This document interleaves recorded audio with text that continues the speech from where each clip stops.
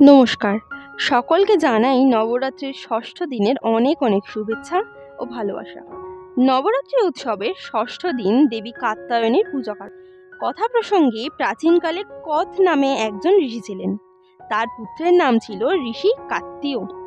কাত্তিয় মুনির বংশেই এক মহান ঋষি জন্মেছিলেন। তার নাম কাত্যায়ন। ঋষি কাত্যায়ন দেবী মায়ের ভক্ত ছিলেন। এদিকে কাত্যায়ন ঋষির কোনো সন্তান ছিল না, তাই সন্তান প্রাপ্তির জন্য তিনি দেবী দুর্গার কঠোর তপস্যা করেন।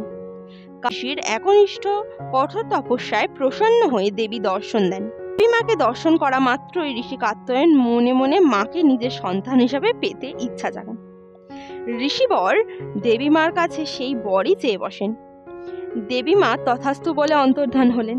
এরপর আবার শুরু হলো সেই বিপদ সংকুল সময়, যখন মহিষাসুর তার ক্ষমতার বলে মর্গ মর্ত পাতালে অত্যাচার চালাচ্ছেন। স্বর্গ অধিকার করে নিয়ে দেবতাদের স্থানচ্যুত করেছে মহিষাসুর। যুদ্ধের পরও দেবতারা হেরে গিয়ে পালিয়ে পালিয়ে বেড়াচ্ছেন। অবশেষে তারা ত্রিদেবের কাছে গিয়ে একত্রিত হলেন এই অত্যাচারের হাত থেকে বাঁচতে। এদিকে ব্রহ্মাদেবের বরে বলিয়ান মহিষাসুর মানব তো দূরে থাক, কোনো দেবতাও বধ করতে পারবেন না। আর সেই সুযোগে মহিষাসুর তার অত্যাচারে সৃষ্টির কার্যকে ওলটপালট করে দিচ্ছে। সমস্ত জীবের প্রাণ ওষ্ঠাগত হয়ে উঠেছে। ইতিমধ্যে দেবতারা আশ্রয় নিয়েছিল কাত্যায়ন ঋষির আশ্রমে। সেখানেই ত্রিদেব উপস্থিত হলেন। তারপর ত্রিদেবের ও সমস্ত দেবতাদের শক্তি নির্গত হয়ে এক জ্যোতির্ময় আকৃতি ধারণ করলো, যিনি স্বয়ং দেবী দুর্গার স্বরূপ। তার উদ্ভব সৃষ্টি রক্ষার্থে ও অসুর দমন করতে। তারপর সময় এলে দেবী কাত্যায়নীকে অস্ত্র দিয়ে সমস্ত দেবতারা রণসজ্জায় সজ্জিত করেন।